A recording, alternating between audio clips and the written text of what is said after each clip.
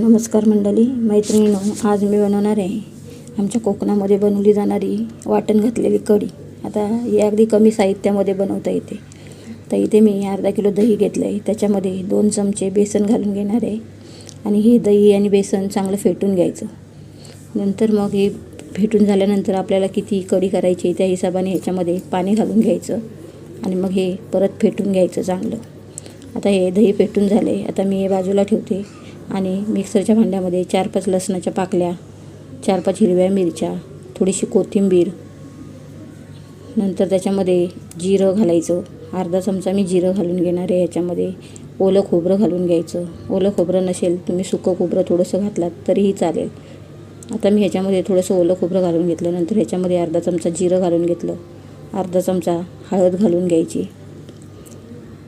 नंतर ह्याच्यात थोडंसं पाणी घालून घेणार आहे आता मी आणि चवीनुसार मीठ घालून घेणार आहे आणि ह्याची बारीक पेस्ट करून घ्यायची.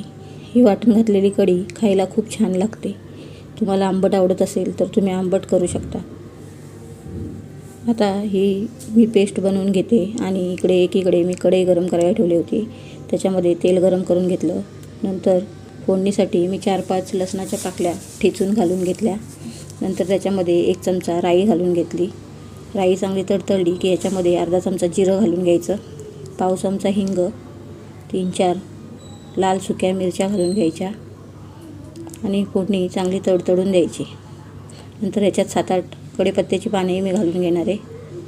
ही फोडणी चांगली तडतडली की मग जे वाटण मी बनवून ठेवलं होतं ते याच्यामध्ये घालून घेणार आहे. तर वाटण घातल्यानंतर हे चांगलं परतून घ्यायचं 1 मिनिटभर.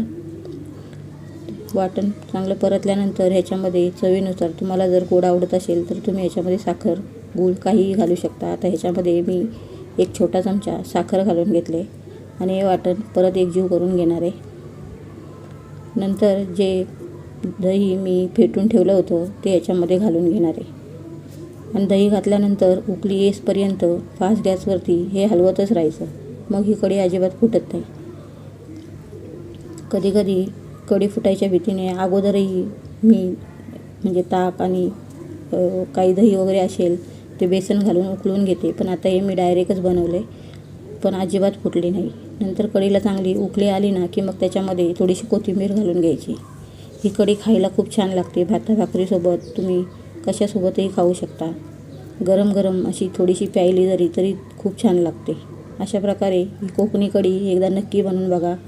रेसिपी आवडली तर लाईक, शेअर, सबस्क्राईब करा. धन्यवाद.